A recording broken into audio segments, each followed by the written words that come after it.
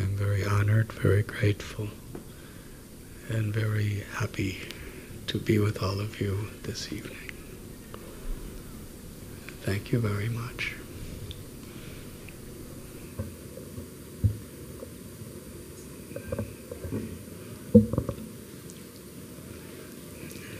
Earlier this year,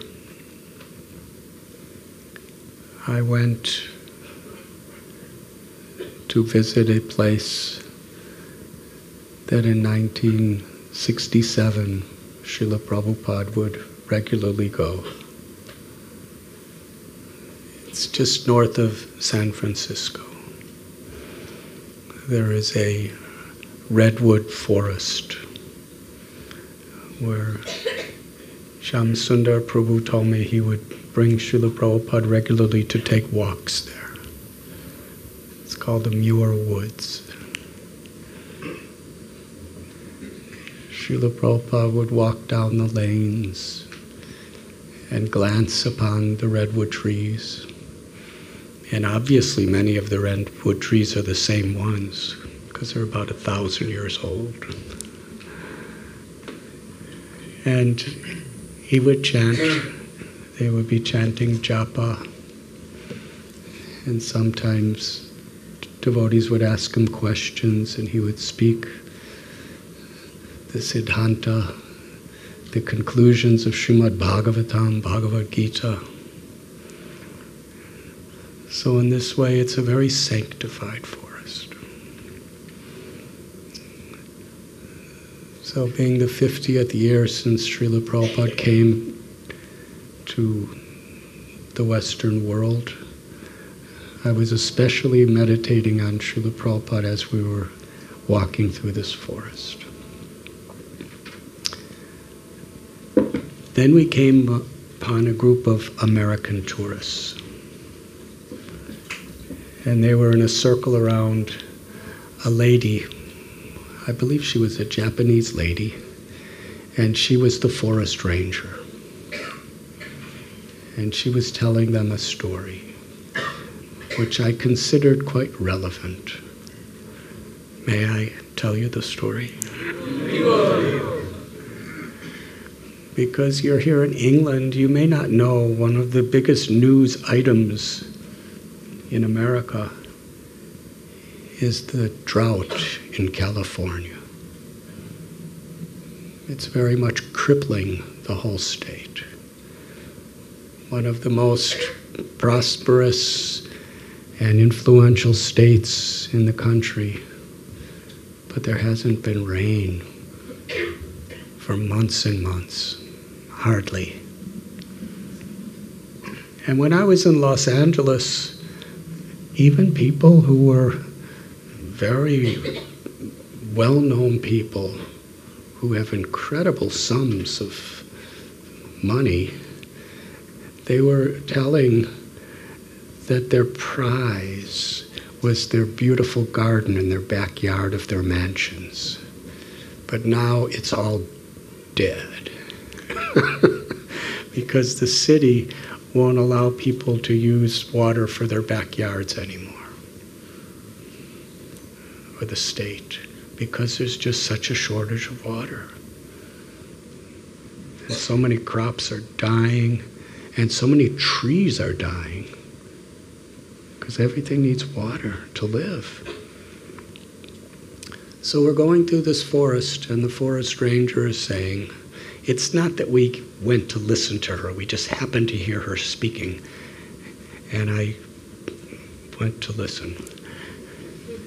She said, throughout California there's a drought, and so many trees are dying, or are just without leaves. She said, redwood trees need so much water. And where do trees get their water from? Which part? The roots. There's a beautiful sloka that Srila Prabhupada will often quote from the Srimad Bhagavatam, that when you water the root of a tree, naturally that water extends to every part of the tree. The leaves, the branches, the twigs, the flowers. And similarly, when we offer our love and our devotion to Krishna, it naturally extends to every living being in all existence, because aham sarvasya prabhavo matta sarvam pravartate. Krishna tells, I'm the source of everything material and spiritual. He's the root of all that exists. Janmadya shayata.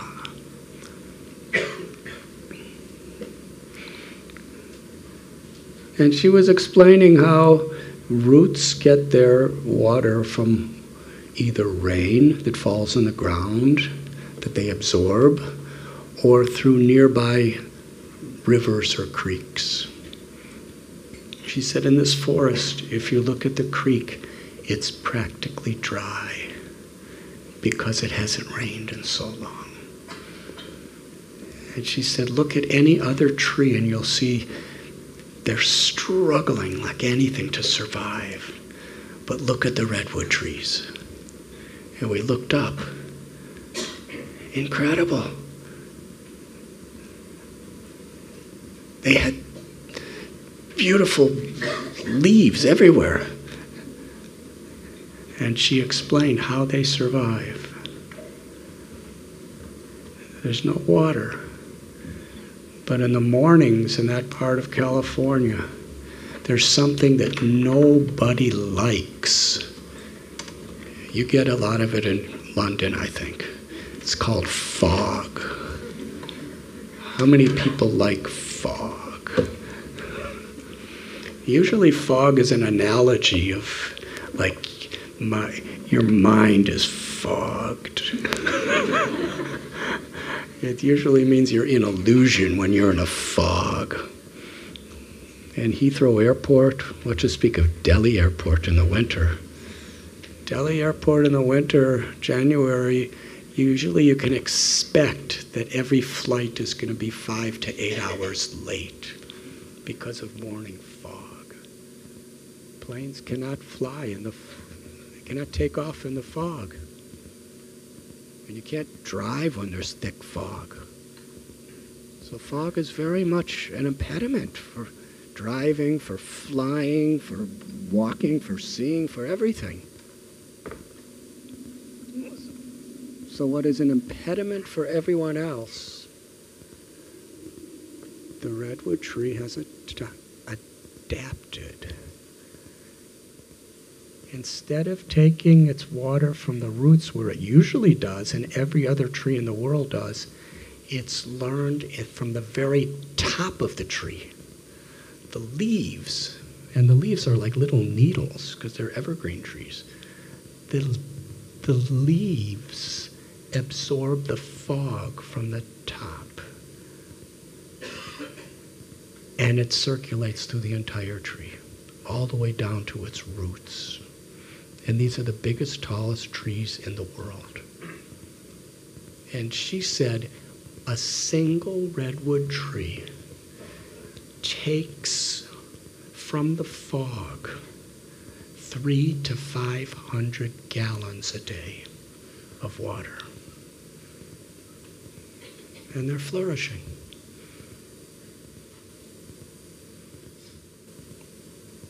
What's an impediment for everyone else, they see as an opportunity. So I was thinking, that's the way Srila Prabhupada spread his movement all over the world. According to that same principle. The difficulties and the hardships that he endured, he saw as opportunities. One time Srila Prabhupada was asked by a reporter, it was on television. He said, Swamiji, what is your understanding of a hippie? And Prabhupada said, you know better than me. Srila Prabhupada was living in Vrindavan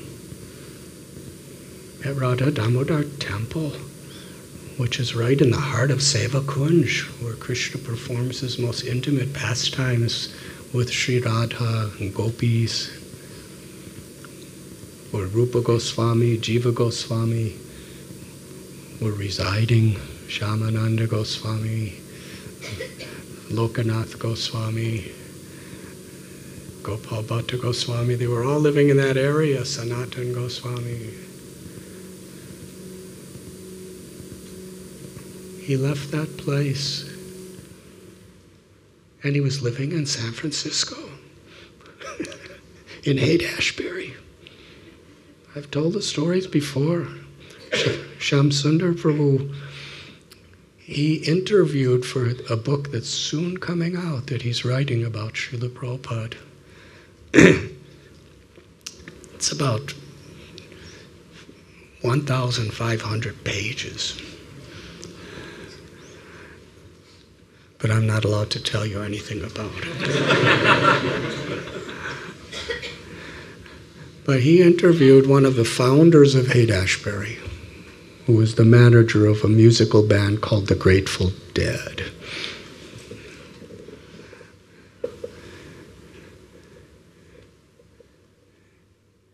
And he was telling Shyam Sundar that all the other spiritual leaders from India, they would all come to Haight-Ashbury. They'd all come and they'd all soon go. But Swamiji lived among us. He accepted all of us as his family, and we accepted him as our family. He was one of us. That was his impression. So during that time, they asked Prabhupada, what is a hippie? And he said, you know better than me. And then he smiled and he answered. He said, something extraordinary.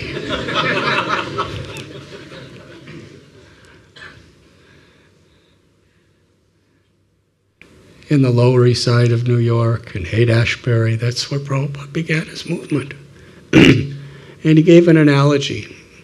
He said, a person wants to make a living, he has nothing. So he's walking down a path, and he sees an old, dry pumpkin. And he picks it up. Now, what's that worth to anyone? An old, dried pumpkin. And then he walks a little down the path, and he finds a stick, just a branch of a tree, and he picks it up. He walks down the path a little more, and he finds an old wire.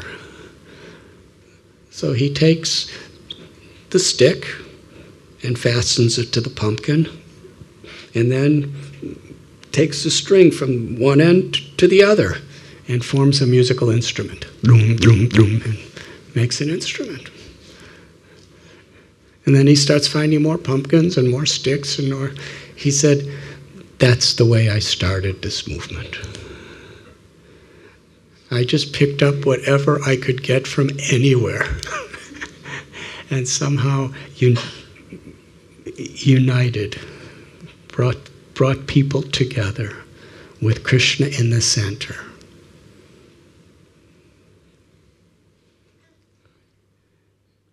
And on Jaladuta, Srila Prabhupada revealed his heart.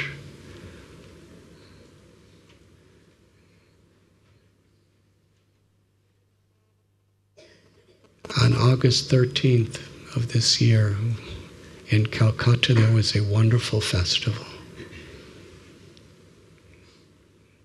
In 1965, Friday the 13th of August, Srila Prabhupada boarded the Jaladuta. There were 4 other people with him. 3 of them, I think, were associated with the Scindia Navigation Steamship Company. And one was his youngest son, who was in his early 20s.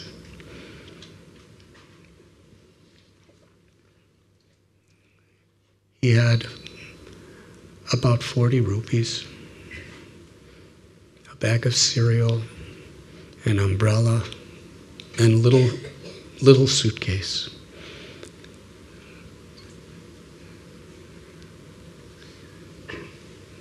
When he left Calcutta on a cargo ship,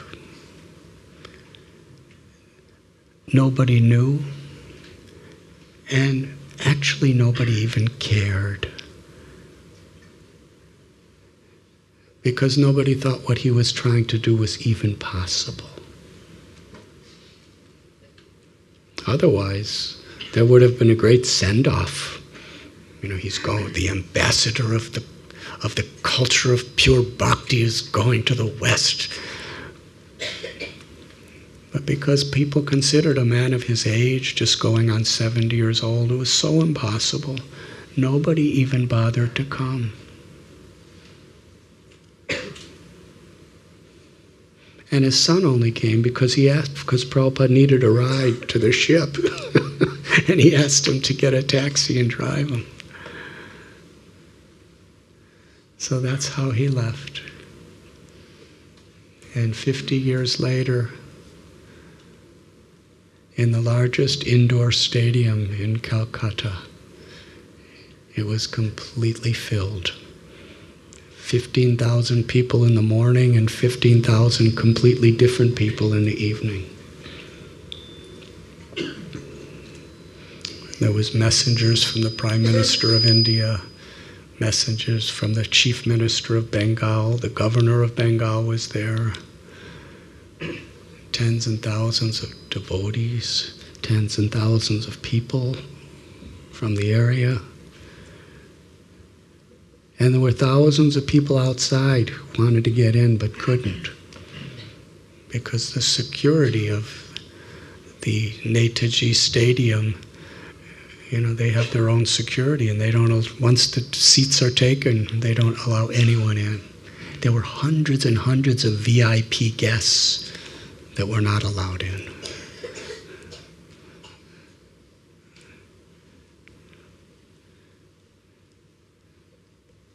He left with just his son and a couple official people, and 50 years later, he was celebrated on the day he boarded the ship.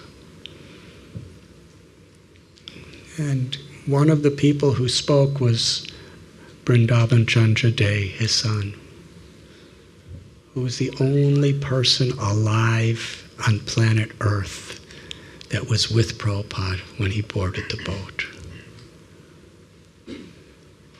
And he spoke on stage for about 20 minutes, and then he spoke to His Holiness Bhakti Charu Swami Maharaj and myself for about the same amount of time after. So between the two, I'll tell you some of the things he said.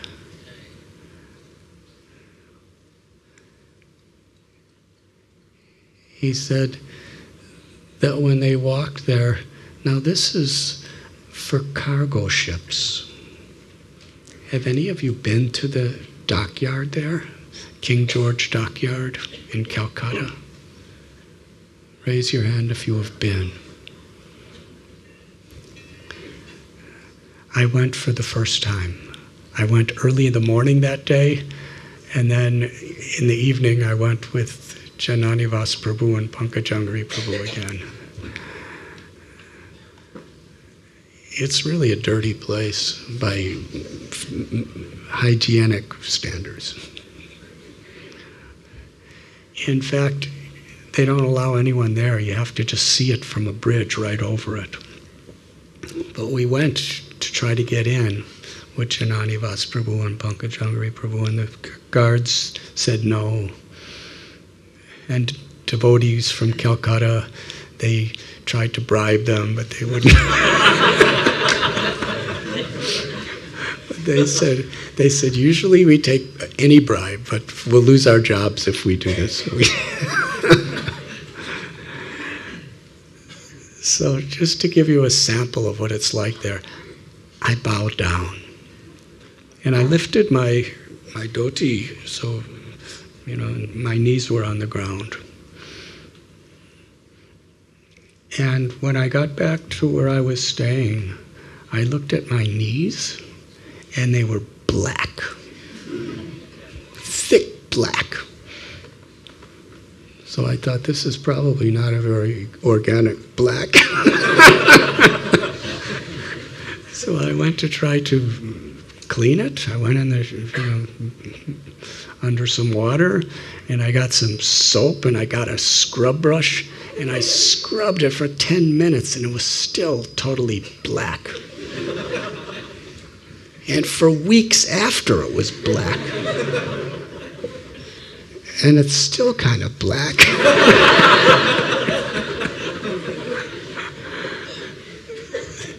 So that's the kind of place cargo ships take off from. Some of, if you remember, we, with His Holiness Bhakti Charu Maharaj and some others, we did that cruise. How many of you were there for that? I remember I got seasick.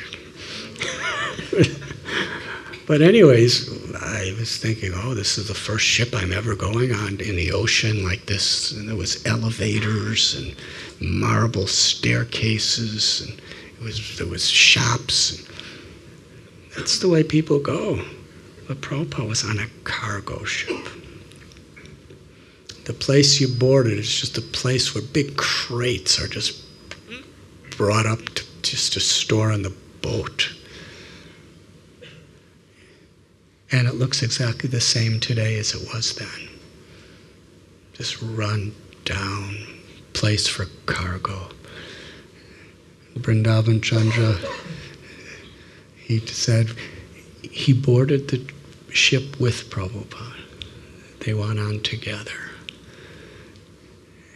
And Sumati Maharaj, Srila Prabhupada had to beg her for days and days and days to give him passage. And we all know when Prabhupada was in Bombay, I want to go to America, give me a place on one of your ships. And she said, no.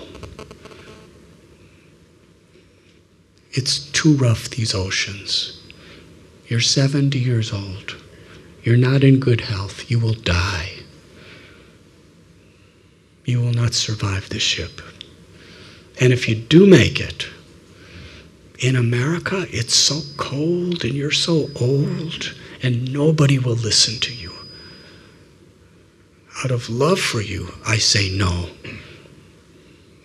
because you will die. But he insisted and insisted until finally she surrendered.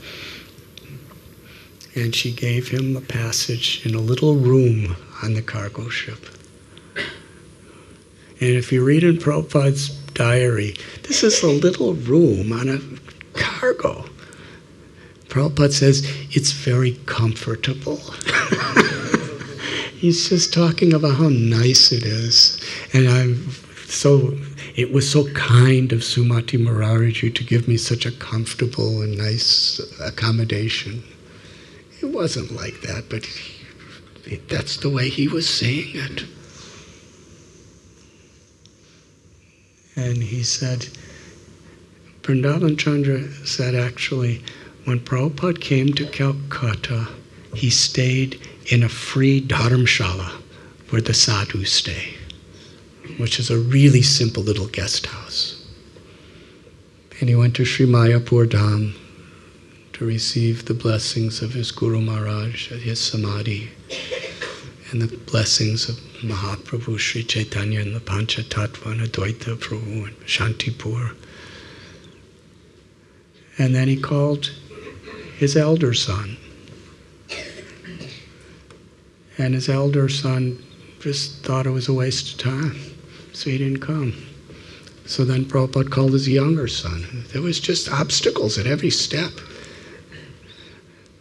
And Vrindavan Chandra Day, he said he left, he was staying, I guess, with his mother, and he had to get up really early in the morning and take some public tram to the little room where Prabhupada was staying with the sadhus, and then he got one of those little ambassador taxis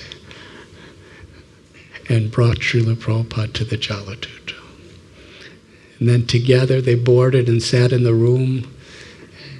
And like everything in India is usually it was late because there was fog. because there was fog, they couldn't start the journey, so they were just, for hours, they were just sitting there talking. And according to Vrindavan Chandra, Prabhupada said, I have some money, but nobody's going to want it outside of India. So let me give it to you. So he gave his son 40 rupees. And then finally, the horn of the ship blew, and Vrindavan Chandra and his father embraced, and he came off the Jaladuta. And as he saw the ship start moving, he said on stage, I had tears in my eyes. But he told Bhakti Charu Maharaj and myself, he said, I was weeping incessantly. He said, please understand, this was my father at such an elderly age, going on a 38-day journey on a cargo ship to arrive in a place where he didn't know anyone, he had nothing.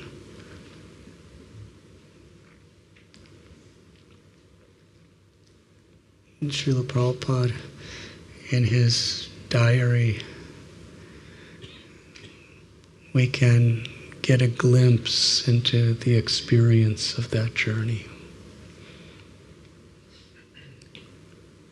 50 years ago,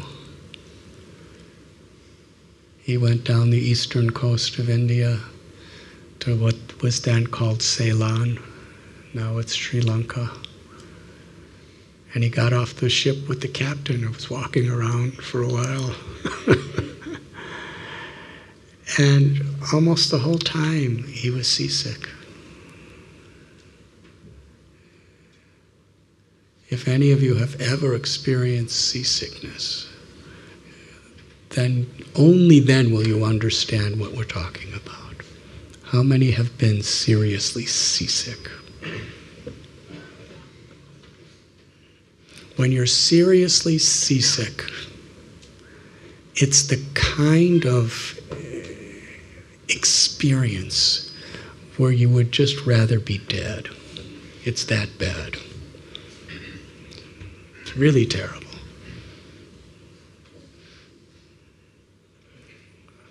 I was once in Hawaii, and somebody said, I'm going to take you on a Hare Krishna sailboat, and I was thinking, I always dreamed of doing such a thing, and then I got seasick. And I told him, I'm jumping out, but we were already in the Pacific Ocean. And he said, look, there's sharks over there, you can't jump out. And there were sharks. And I said, Krishna's in the heart of the sharks, but I can't stay on this boat. So I just jumped in the ocean, and he threw me a life preserver with a rope on it, and he pulled me back. And the sharks were nice, actually. But that's how seasickness is. It's really bad. Well, Prabhupada was seasick. And then the ship went around from Kanyakumari, or Cape Comorin, and then went up the western coast of India. And it was in Cochin that it was Janmashtami. 50 years ago from this Janmashtami, you were celebrating, and there was about 50,000 people that came. Yes, well, that's the anniversary of 50 years of Janmashtami, where Srila Prabhupada, regularly he celebrated it in Vrindavan, with so many beautiful temples and so many wonderful devotees and kirtans, and and katas and wonderful, beautiful decorations in the altars and darshans. And here he was just sitting on a cargo ship with a few employees of the cargo ship and some of the officers of the cargo ship. And he writes in his diary what a glorious event it was. He said he gave a talk about Krishna Janmastami, and some of the people from the ship came to listen to him. And he was really so encouraged that people came to listen to him on the ship.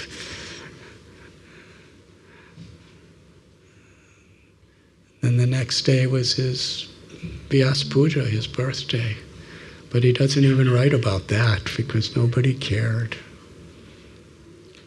And then his books, the crates of Srimad Bhagavatams were put on the ship.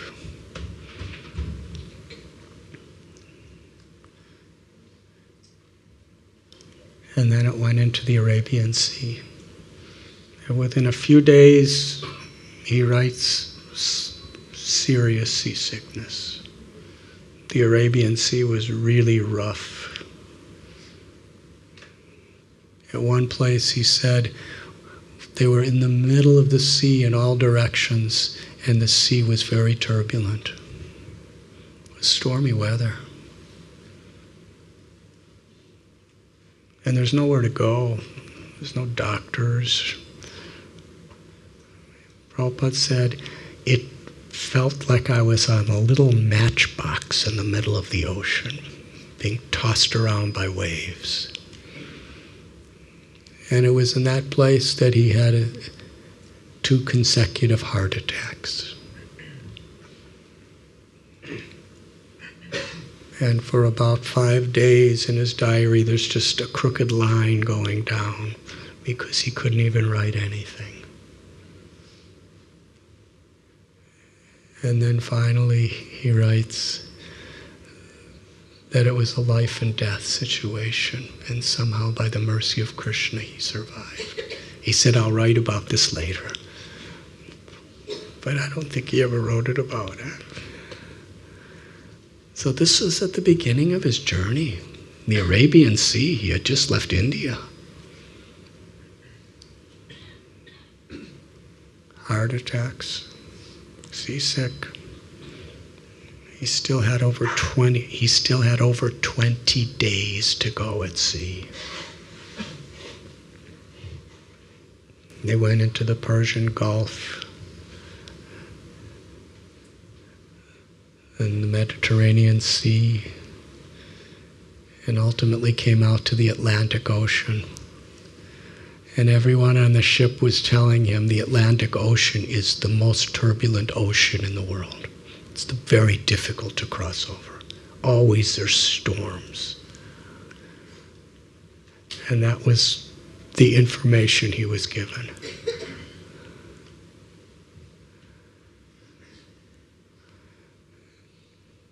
And in one beautiful passage, he writes how he is feeling so much separation from Vrindavan, his home, and how much I'm missing Radha Govinda, Radha Madan Mohan, Radha Damodar in my home in Vrindavan. But I am executing the order of my spiritual master, Srila Bhakti Siddhanta Saraswati Thakur, who wanted me to fulfill the desire of Sri Chaitanya Mahaprabhu, to spread Krishna consciousness and the names, Harinam, the names of Krishna throughout the world, every town and village.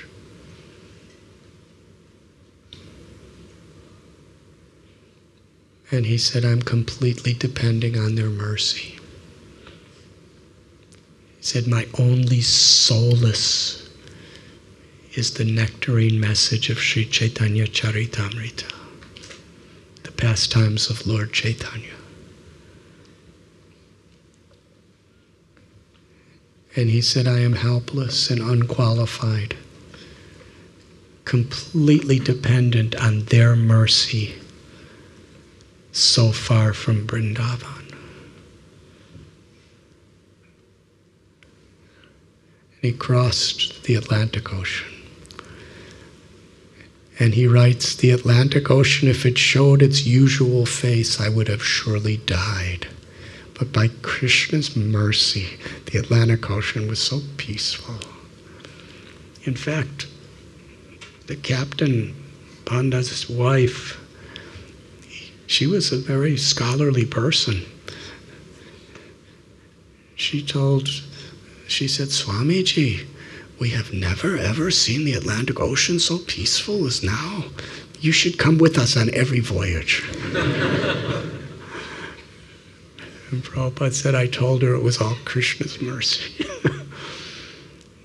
Because Krishna had a mission for him.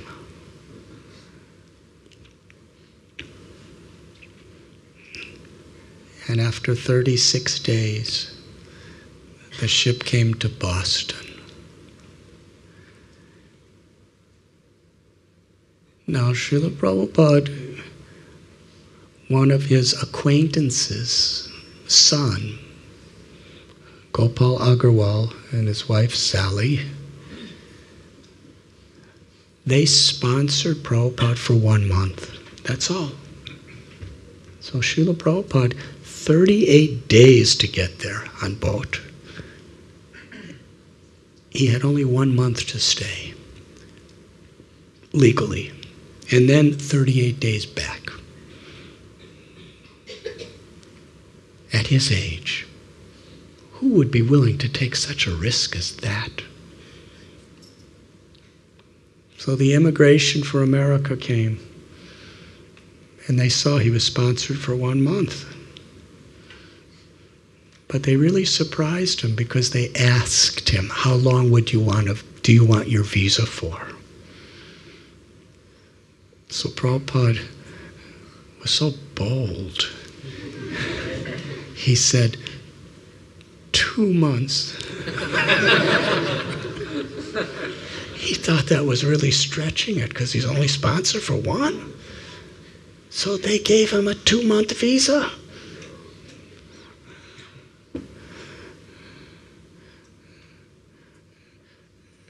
He was really depending on Krishna.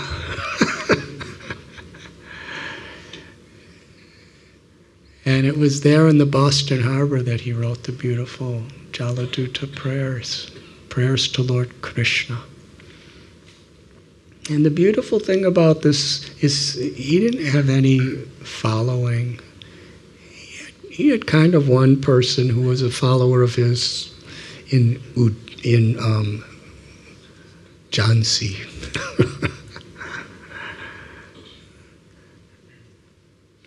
So he wasn't writing something that was going to be published.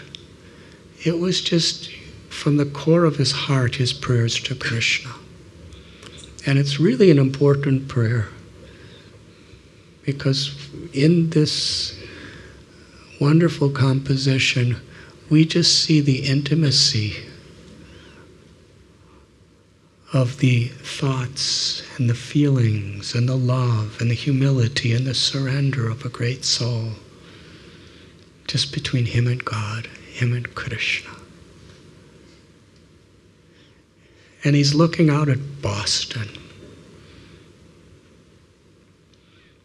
Now compared to, he had never been out of India in his whole life. It's the first time he was ever on a ship. There's no question of airplanes.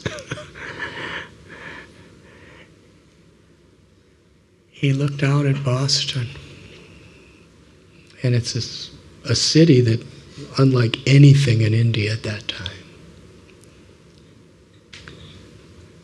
And he writes, it's interesting because how much he struggled to get there. How much for years, to publish the Srimad Bhagavatam, he did it as a preparation to go. It took him years to do those translations and purports. He either wrote them by hand or had a little manual typewriter. He did all the typing himself. He did all the writing himself. He did all the editing himself, all the proofreading himself. He had to take a train to Delhi. He had to get paper. And in those days, paper was under the regulation of the government. To get permission from paper was really difficult. He was going around begging and begging. And sometimes, he had to go to holy people, to sadhus and lady sadhus, and can you influence the government to give me paper? And somehow he got the paper. And then publishing houses are usually in it for profits. But he was not a known author. But he convinced them to subsidize it. And the third volume, no matter how much he tried, he couldn't get any way to publish it because he had no money, nothing, and nobody else was willing to help. So he went all the way to Bombay and talked to Sumati Mukherjee and convinced her to pay for the third volume.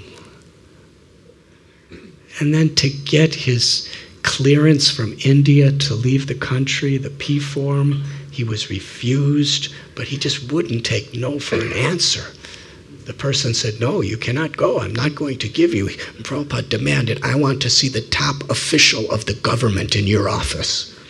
And he was so insistent that he got in to see the top official of the whole government because he was refused on every other lower level. And Prabhupada just told him, and the person said, "Yes, Swamiji, I'll give it to you." Every step, struggle. And then he gets on the boat and he has so many difficulties and he's finally at Boston. And he begins, "My dear Lord Krishna, why have you brought me to this place?"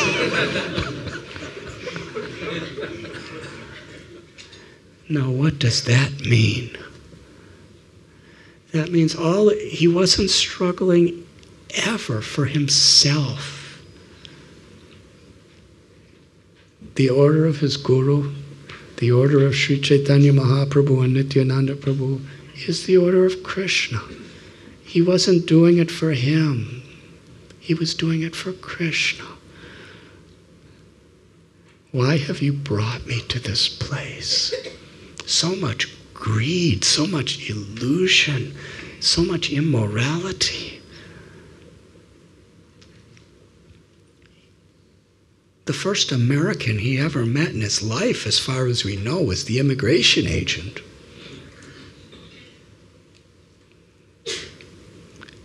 And he didn't even know if people would understand the way he talked. So in this prayer, he's just offering his heart to Krishna, that somehow or other you have brought me here. So now it is up to you to reach these people's hearts. I have no qualification. I have no ability. Only if you speak through me, your message, will they understand it.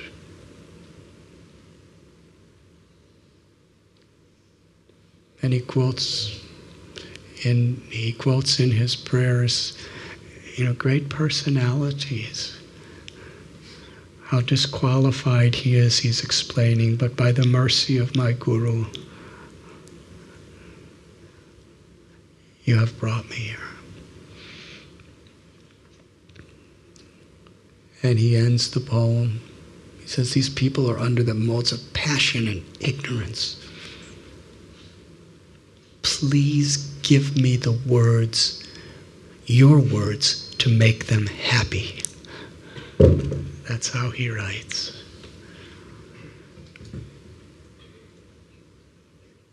Really interesting. Try to understand it from a comparative perspective. He has nothing.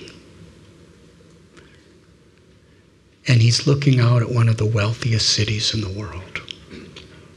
There's big, beautiful cars, not ambassadors. Big cars, nice cars, beautiful buildings, big wide streets, people with nice clothes. Materially, he was looking into a city where people had everything, luxuries he had never seen in India. And he was just coming from heart attacks, coming off a cargo ship, and he had nothing, and he knew no one. And he's praying, Krishna, give me the words to make them happy. Because he understood real happiness is on the spiritual platform. When you understand, when you realize the eternal nature of the soul, and you realize the infinite sweetness of Krishna's love for every soul, and you experience the limitless joy of being an instrument of Krishna's love and giving pleasure to Krishna, then money and fame and power and health and all of these things are not happiness at all.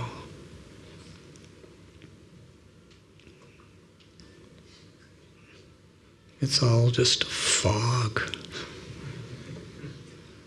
thick fog.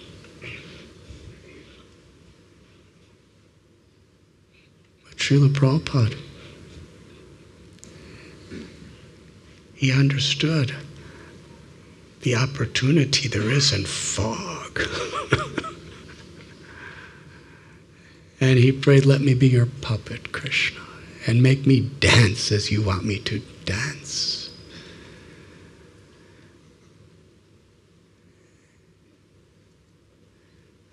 Now,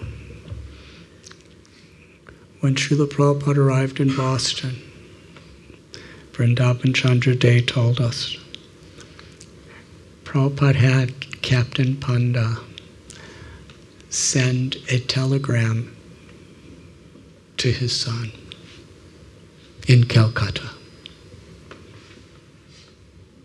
And he said, I just had heart attacks. And I have no doctors, and I just arrived in America, and I don't have any money, nothing for medicine, and I don't know what medicine to take here. So he very specifically wrote, go to this street in Calcutta, to this particular Ayurvedic medical shop, and get this particular Ayurvedic medicine, and send it to me in America as soon as you can.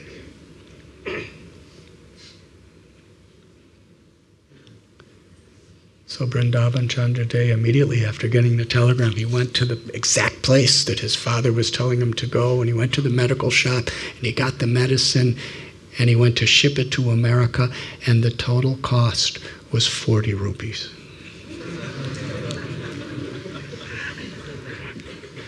He said Srila Prabhupada, before he got off the Jaladuta, Prabhupada gave him 40 rupees. That's just what he needed. Prabhupada didn't inconvenience his family at all.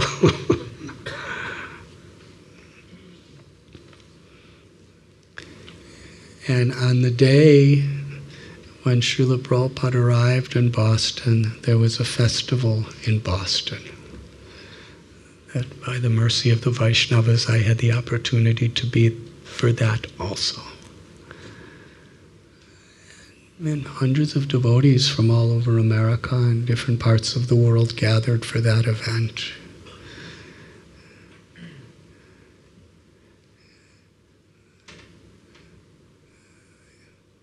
There's a park in Cambridge area, People's Park, I think, or something. I don't know, or Common, what's this called?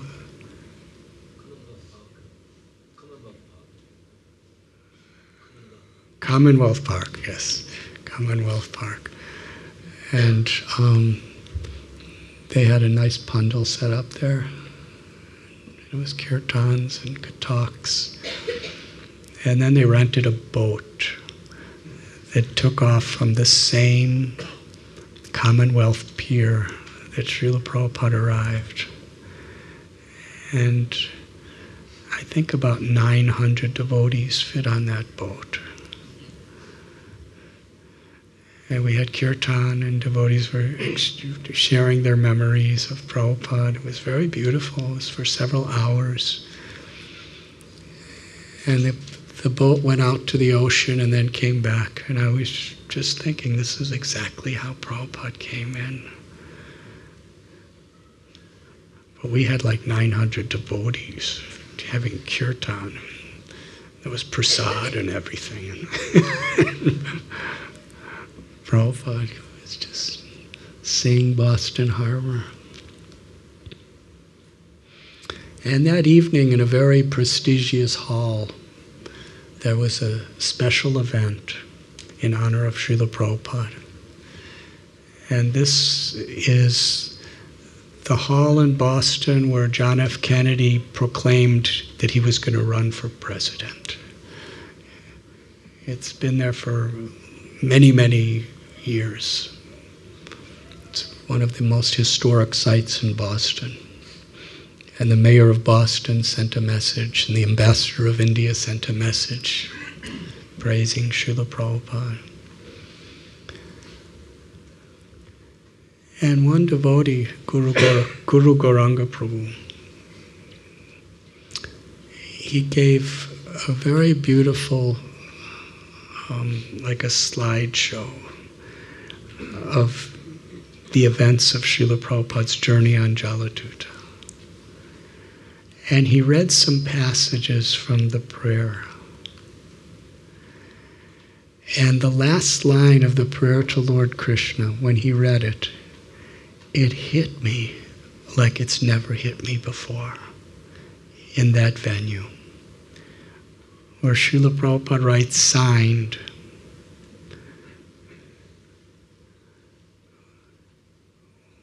what was it again?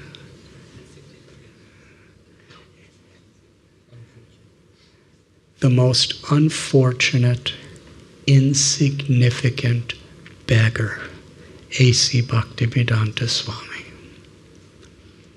That's the conclusion of this beautiful, humble prayer. The most unfortunate, insignificant beggar, A.C. Bhaktivedanta Swami. I've read it hundreds of times, but when I heard it spoken on this occasion of when he actually wrote it,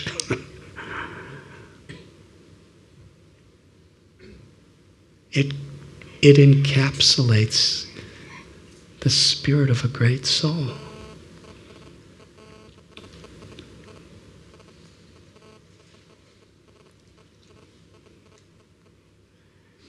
It was in that consciousness, feeling himself unfortunate and insignificant, he was begging for mercy. He was begging for shelter. And he wasn't begging for himself anything. He had everything he could have ever wanted in Vrindavan for himself. He was begging for all humanity. He was begging for all living beings, for all time to come. He was begging Krishna, please give your mercy to all these people everywhere, throughout the world. So nothing was about himself. Everything was about Krishna. Everything was about the well-being of all living beings. He was giving his life completely for people he never met directly. The people of America, he didn't know us. You know, a mother and father give their life to their children because they know their children. But he was giving his heart because he knew our souls. Souls bereft of love of Krishna are in such a poverty state spiritually.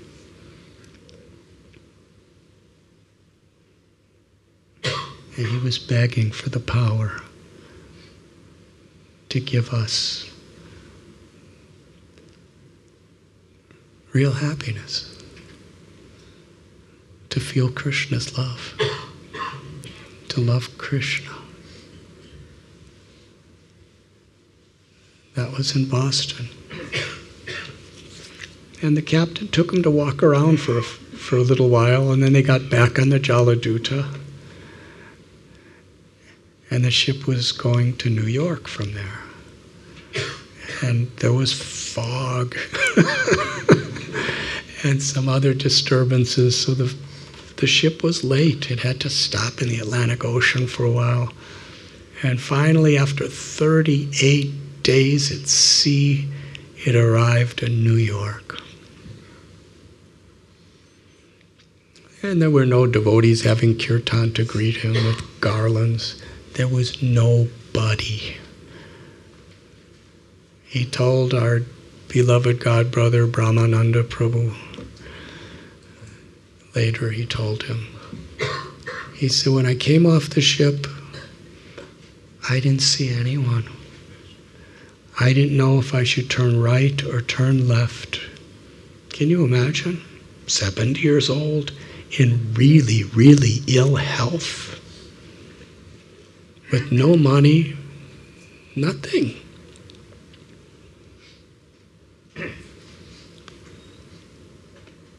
But he said, but I have complete faith in the holy name of Krishna.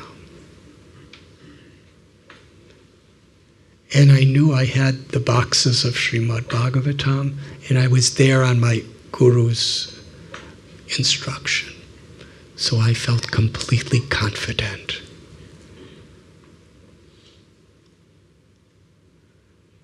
And he walked some time, and then a stranger came up to him and said, I'm with Traveler's Aid, come with me. And he took him to the Scindia's steamship navigation office at the docks in New York, I think somewhere in Brooklyn or something. And they said, when do you want your return journey? And they gave Prabhupada the schedule of the different times the Jaladuta would be returning to India. And he took the person's address and said, I'll get back to you. And then the man just put him on a bus all alone and shipped him off. And around midnight, he arrived at Pittsburgh. And he gets off the bus, and Gopal Agarwal has a little car and says, come, Swamiji. And he brought him on the car to Butler, Pennsylvania.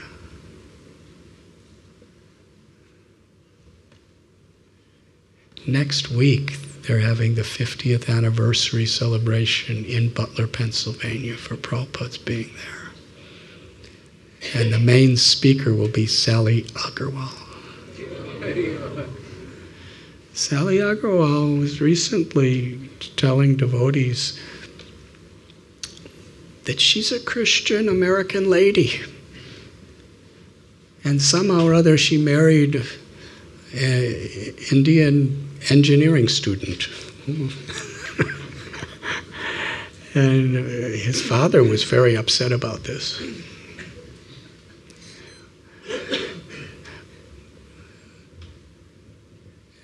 And she said, my father-in-law would regularly send us notices that please send a sponsorship for this person. It was either persons that he had some wild scheme to do business with, that they would come to America, or any sadhu that he would, and they never came. And they knew for sure no one will ever come. But then they get a message from Prabhupada saying, I'm arriving at this date. And Gopal said, what are we going to do? He's actually coming. And Sally Agarwal said to her husband, what are we going to do? He's actually coming. So he came.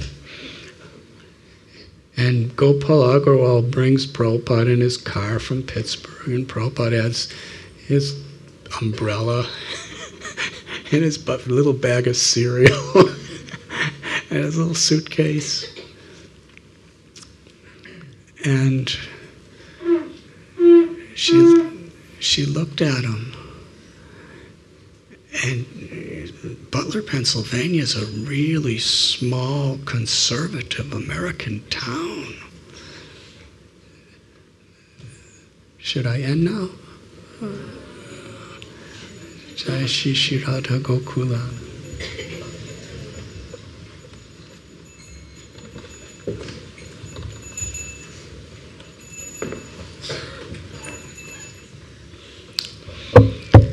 And she was thinking, she told the devotees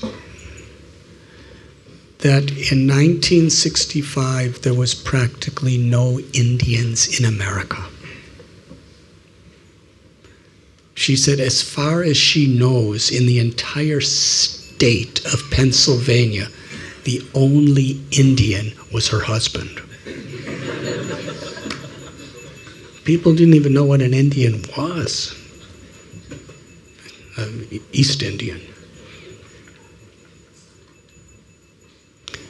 And when Prabhupada walked in the door, he had saffron robes, he had a shaved head, he had tilak, and he had white plastic pointy shoes. And she was thinking, everybody in Butler is going to be asking me, who is this person? What is he doing here? What is he? So she didn't know how to deal with it. So she just decided to call the newspaper, the Butler Eagle, to interview Prabhupada so he can tell everybody what he was doing. And then it's one of the most famous newspaper articles in the history of our society. And its reason was just for that nobody would bother her by asking, because everybody would know from the newspaper. But she explained that he became like my own father. She was a Christian. She was a meat eater. Prabhupada looked in the refrigerator and saw all kinds of non-vegetarian things there, and that was the only place he had to cook. Because at the YMCA hotel he was staying at, there was no cooking facility. But he never criticized. You know what he did? He cooked such a wonderful vegetarian feast for them. They just loved it. He said, if while I'm here, I'll cook for you every day. So while he was there, they didn't have to have any meat, just because they loved Prabhupada's food more than anything that they could cook. So he negated the negative by, not just by condemning it. He didn't say a single word against it. He just introduced the positive. And in this way, she just considered him to be the most respectful, the most humble, the most scholarly, the most gentle, the most fatherly, the most determined person she ever met. And he was so affectionate. She said, I loved him like my own father. And he explained that when you want to analyze the content of the ocean, you analyze one drop. So he said he was studying the whole American psychology and culture in Sally Agarwal.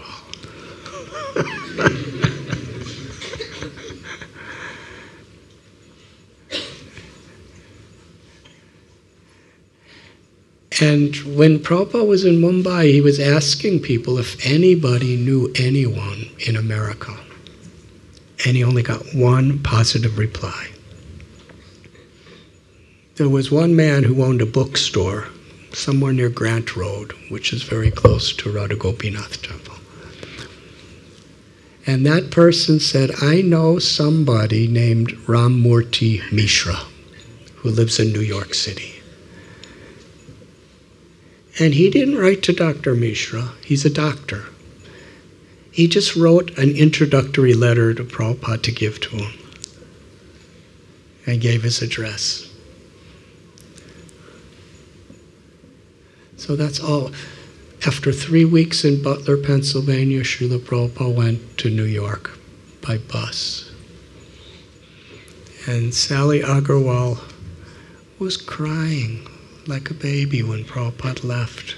She was so worried about him.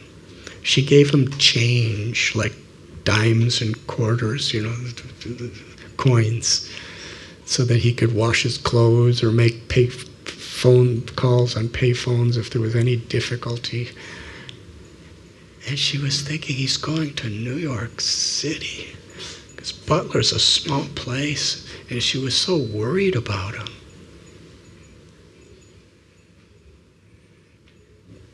She never became a devotee in the sense that we know, but she loved Prabhupada.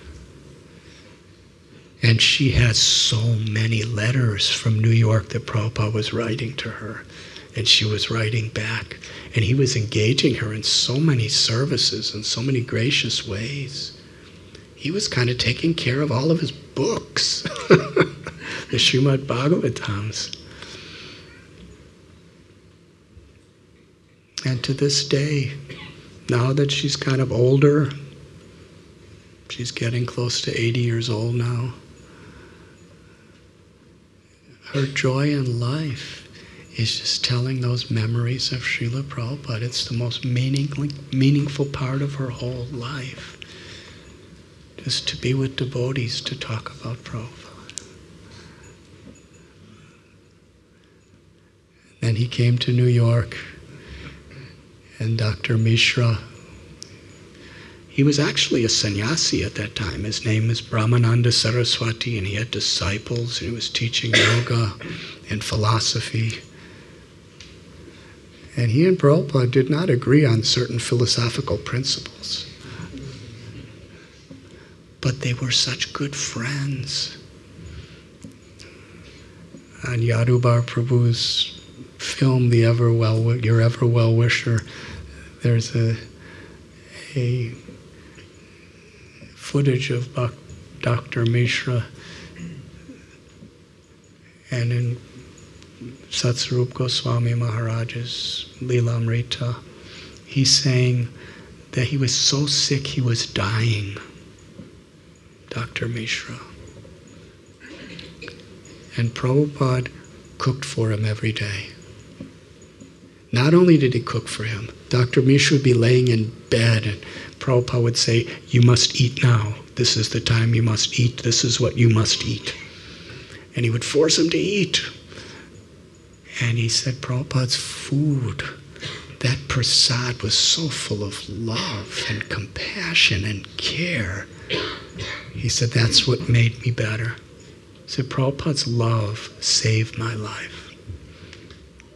They had different philosophies, and they would not compromise with each other on the philosophy. But beyond that, Prabhupada was so compassionate to him as a spirit soul and as a child of God.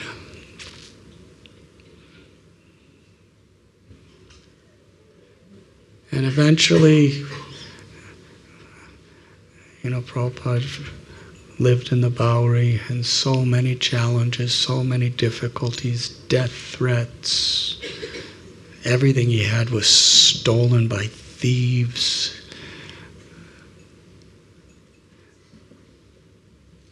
And the Jaladuta was waiting to take him back to India. And he was writing to his god brothers and writing to his well-wishers, please help, there's good scope here. But nobody really, except for just sending a few little articles, nobody helped at all. He was alone. But still he didn't go back because he had such deep compassion. He had such deep love for Krishna. And to love Krishna is to feel true compassion for all living beings. One obstacle after another. But like that fog in the redwood forest, Prabhupada just was growing because he was seeing every situation as an opportunity.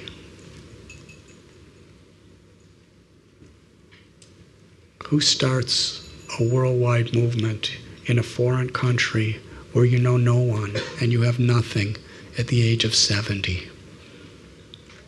And there's that famous story in 1965, he was sitting on a park bench and a man named Mr. Rubin. He was a Jewish immigrant from Turkey. And he later explained that he asked Swamiji, "What are you doing here?"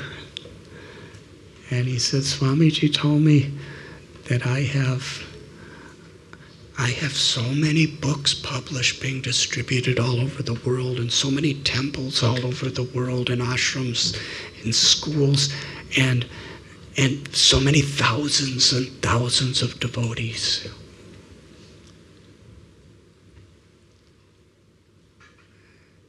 And then Prabhupada said, "It is only separated by time."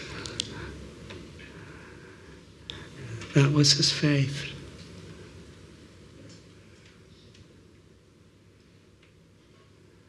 And eventually they got a little storefront, and there was only one or two people who were even serious about what he was saying.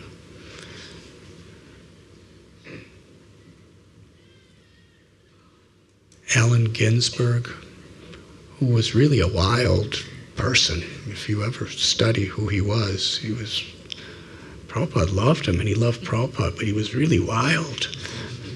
But he's the one who actually found that place on 26 2nd Avenue for Prabhupada. And he's the one that helped him get his visa extension.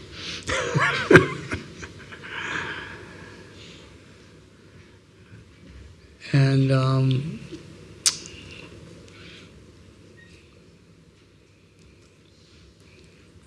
Prabhupada incorporated his society, and the devotees were the few well-wishers of Prabhupada. They weren't even really devotees yet.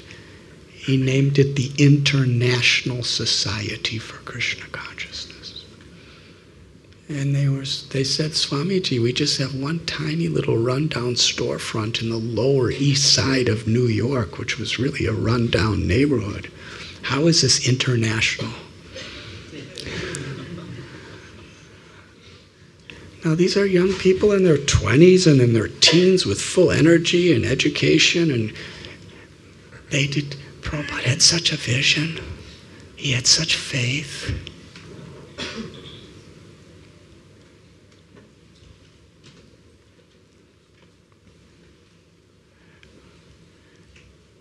And 50 years from the time he had his little Janmastami on the Jaladuta, where he cooked some kichoris for people or whatever, he made a little prasad and talked to some of the sailors. 50,000 people, Bhaktivedanta Manor.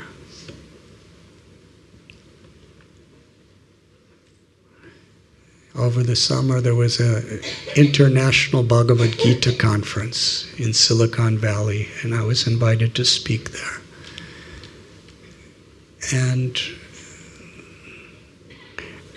one thing I said, there was many hundreds of people. Everybody applauded. I said, "Srila Prabhupada, when he came here, he was trying to translate the Gita, and his manuscript was stolen. He had to start over again. He was just writing and typing all alone with nothing and no one. And from that humble beginning, today over 40 million of Bhagavad Gitas that Prabhupada wrote have been distributed. and hundreds of millions of books, and so many temples. Prabhupada went to Moscow with 2 devotees, and he wasn't allowed to speak to anyone. I was just there. Just for the Sunday program in Moscow, 3,500 devotees came. And there would have been more if they could have fit.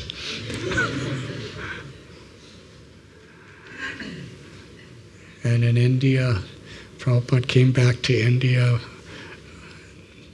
just a few people. And now such Mayapur Dham, millions and millions of people are visiting there.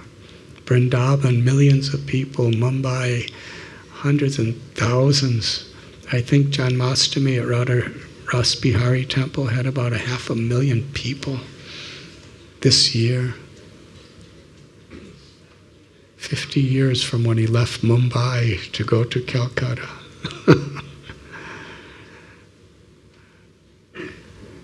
And yet through it all, Srila Prabhupada never took credit for anything.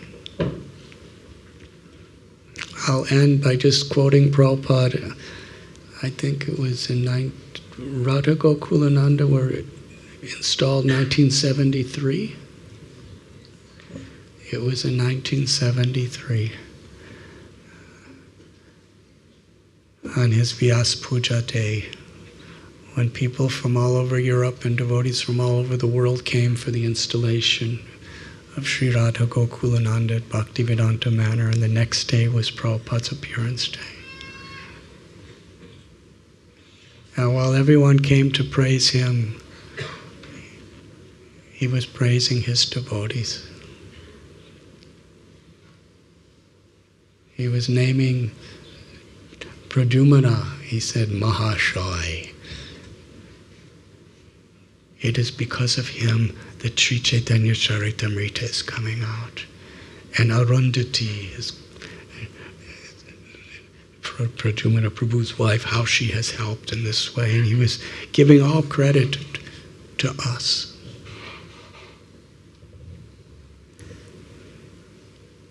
Prabhupada would sometimes say, Krishna has sent all of you. All credit for you. This is the nature of a great soul. In the bhakti tradition, a great soul is not one who claims to be God, is not one who can do supernatural feats of magical powers.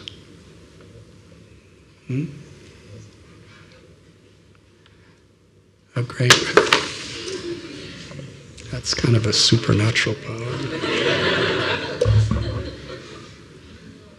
That's definitely special. It seems like Prabhupada wants me to end the class.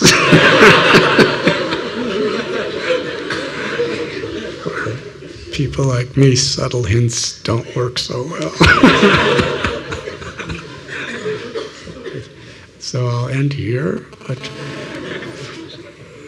a truly great soul in the path of bhakti is one who has Trinadapi Sunichena, Taror Ibasihishnaram, Amani Namanatena Kirtaniya Sadhari, who simply loves Krishna. And as we love Krishna, we understand the limitless power of Krishna's love and Krishna's sweetness and Krishna's greatness.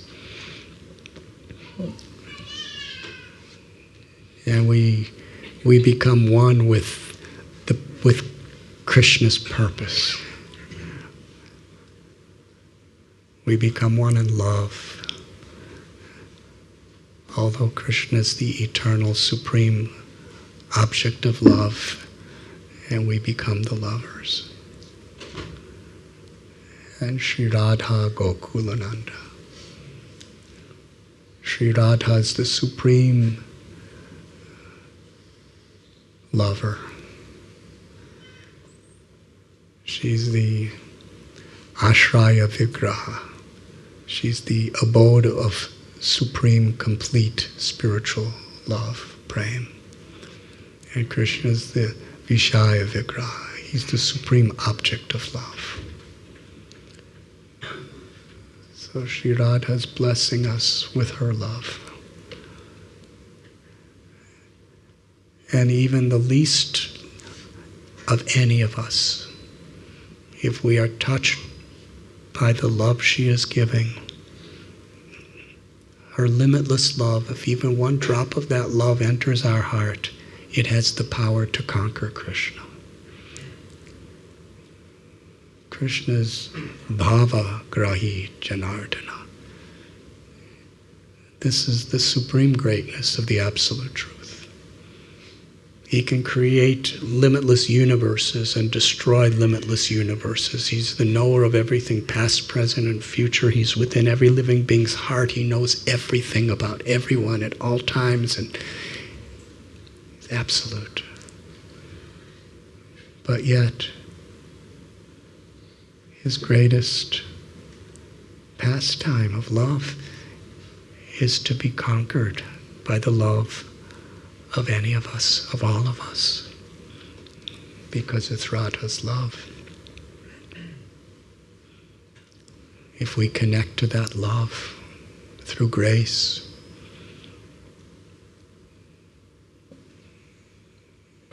that's true happiness.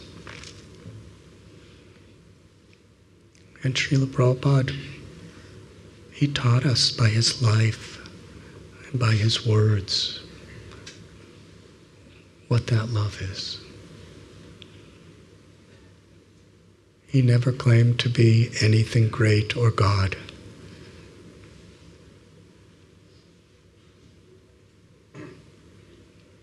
But he had complete realization of the greatness of Krishna's love, Radha's love. And he had complete realization of the potential of every one of us to receive that love and live with that love.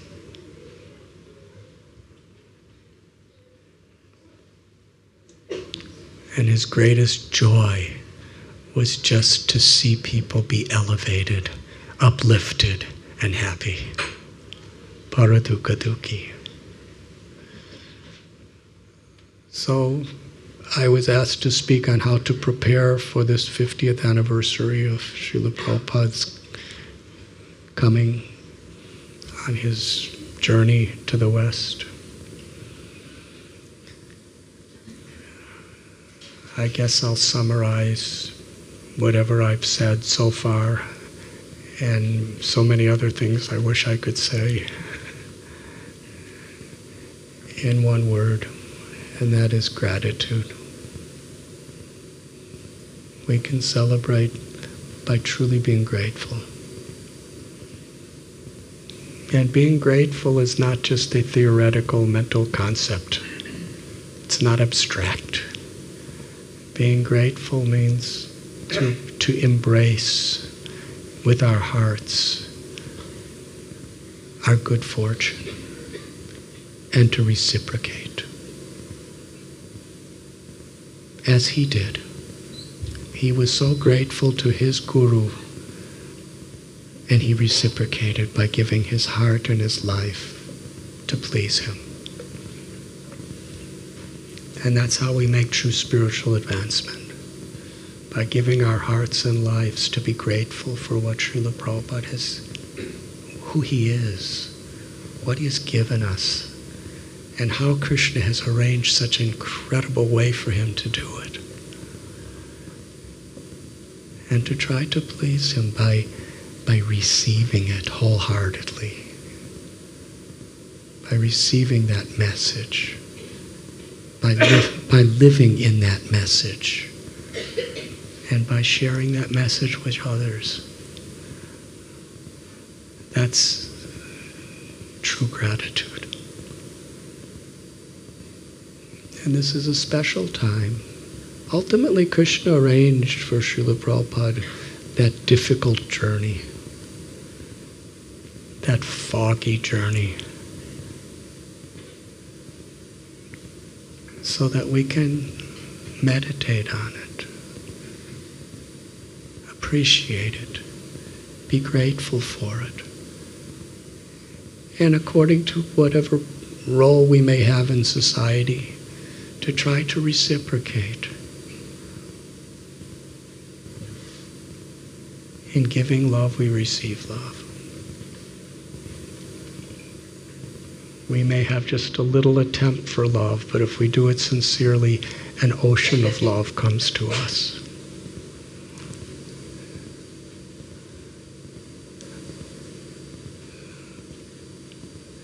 And Srila Prabhupada, in that analogy of the pumpkin and the stick and the wire, when they all are put together, they can make nice music. Apart, they're all just trash, right? A pumpkin, a stick, and a wire, it's all trash on the road with no value. But when they're put together, they have great value to make nice music. So Prabhupada put us all together. And if we cooperate based on the principles that he has given us and the example he has given us,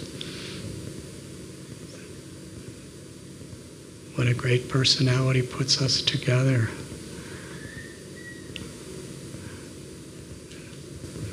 then we can spread the beautiful music of the holy names everywhere, for everyone.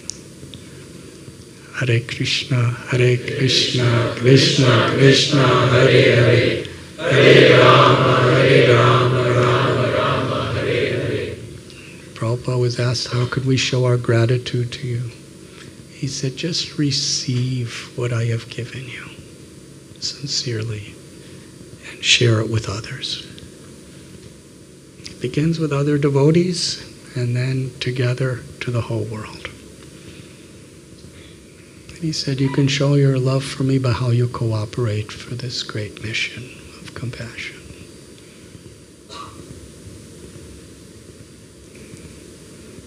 Otherwise, from a spiritual perspective, we don't have much value at all.